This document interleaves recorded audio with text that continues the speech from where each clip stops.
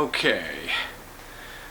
I'm not quite sure why I'm doing this, other than the fact that the owner of the camera store that I purchased or had this camera sent to has asked me to do an unboxing of the new Nikon D5 camera, which just came out literally yesterday. And I'm sorry that this is taking me so long to do this. I did get it about 5 hours ago, but I had to go to dinner and all that other lovely stuff. So anyway, this is the new Nikon D5 boxed here, and to answer just a couple questions that some people hit me with is, why is it that I purchased it from a local dealer as opposed to going to, let's say, a larger company like B&H or Adorama? I live on Long Island. My company is here on Long Island in New York, and I could easily have just gotten this from B&H. But the question I would really have for anybody else is, why would you go ahead and do something like that? You're going to have to pay a shipping charge to have it shipped to you. Usually an inordinate amount of insurance rests right on top of that. So rather than do that, I just simply went to my local camera store. I am a NPS, Nikon Professional, and they were able to ship it to him and get it to me, and no extra charges at all, and a local photography company gets the business. The company I went to is a company called Berger Brothers right here on Long Island. They have stores in Syosset and Huntington, if you're interested. Excellent place. They've always treated me very, very well. Great company. So I would highly recommend them. So that's Berger Brothers, and the person I spoke to is Brad Berger, who is the owner, who does the business there. Anyway, so here's the Nikon D5. In the background I have some of the other cameras that I've used. The first one here being the D2X, the D3, and the D3X. The D3X being my personal favorite, and the camera that I use as my primary. This video is being taken on a D800 right now, which is basically a studio camera that I use. The D5's primary purpose for me is going to be in the field. I do a lot of concert photography and low light work, and this camera is really the end-all camera in that particular field, so this is why I've chosen it. Now, I know there's a lot of people out there, why do you choose Nikon over Canon?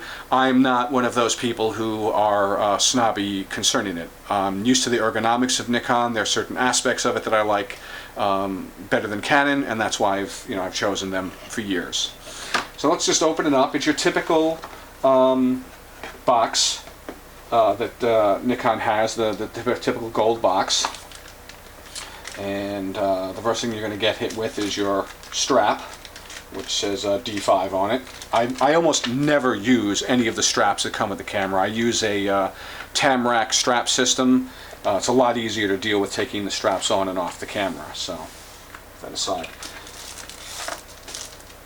Here you have your user's manuals, probably in every exotic language that you never took in school, but there's a US English here and Spanish, and as with all the Nikon cameras, quite sizable as far as the manual is concerned. Let's move these out of the way. Okay, now just to let you know, I had this box open up while I was at the camera store, so I do know what's already in here, but this is just to give you an idea of what you're going to get. This is the power strap, or the power cord for the battery charger. If you have the Nikon D4, if you have the D800, it uses the same battery, I believe. And for my D800, the charger is black. Here it's in gray, which also matches the color of the batteries. So I can move this off camera here.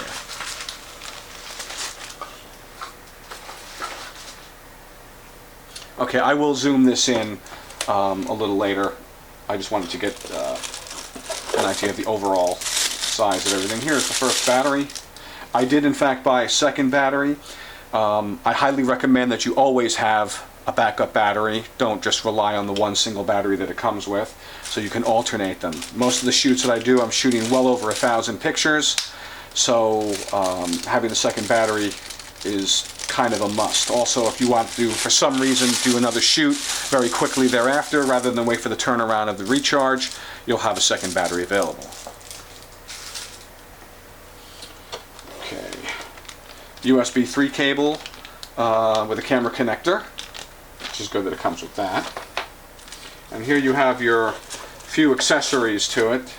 The only one that I'm really interested in is this piece here, which is basically a hot shoe protector. So I'll pull out the D3X here, which sits right on top of the camera. Kind of weatherproofs it a little bit and protects the actual hot shoe.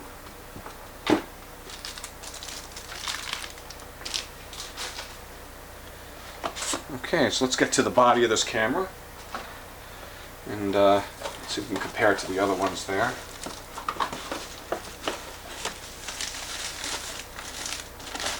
Okay, here you go. The Nikon D5. I had a protector put on top of the screen here just to prevent it from, simple scratches. If you're going to do something like that, please keep in mind that this is a touch screen. So whatever it is you put on there, make sure it's going to work with the touch screen. You don't want to be disappointed later and find out that it simply doesn't do that. Alright, so it's your typical Nikon camera. See if I can do a little comparison here for you. I think it's going to be the same as the D3X. We'll take that off for comparison. Let's see if I can zoom in just a little bit here.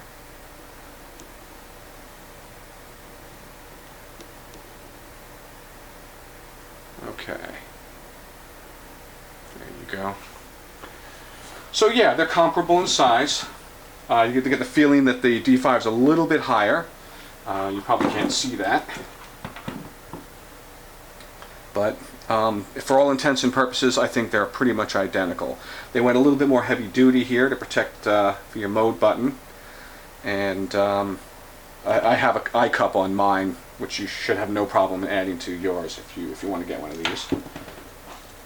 And I think the one feature that I like, which they did on the D4, unlike the D3X and the D3s, they have a number here, but they don't have a thumb guard. So when you're holding the camera and shooting this way, it's a little extra strength that you have to use to grip it.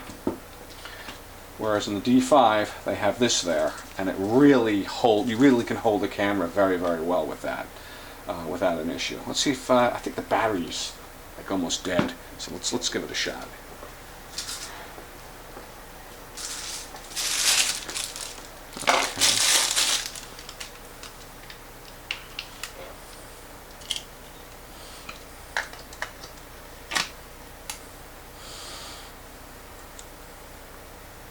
Alrighty, not too bad.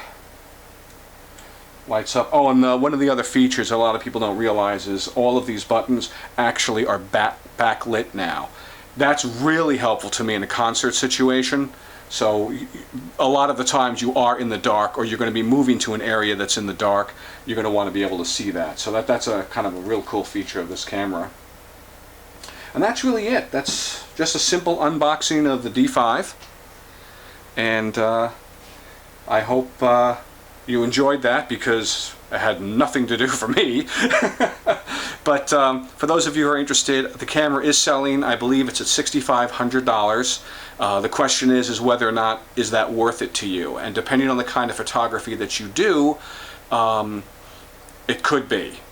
If you do a lot of low light and available light photography, which is my specialty, a camera like this is very, very helpful. I've been using the D3X for a very long time. I've gotten a lot of use out of that. That's actually my favorite camera. When the D4s came out, I did in fact think about a D4 or D4S, and I looked at it and I said, it just looks more like feature tweaking. It didn't seem like they made that much of a major advancement. So if you didn't already have a D3 or D3X, it was the perfect camera to buy.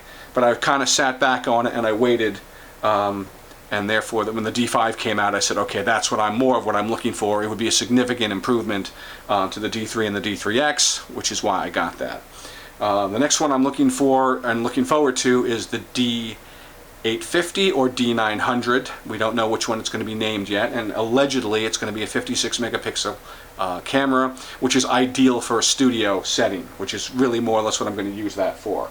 So hopefully the next time I do this, I'll be doing an unboxing for the D850 or D900. Hopefully it'll be 56 megapixels. That will be my studio camera. The D5 will be my field camera with the D3 and the D3Xs as backups. There's a very good chance that I'm going to continue to use the D3X just because I'm so accustomed to using it. It's kind of like wearing an old shirt, like what I'm wearing now. You know, I just like to use that. I just know it so well, and it responds very quickly to me. So I'm probably still going to be involved with that. But here is the D5, and hopefully I'll be shooting within the next 48 hours and have some pictures for you.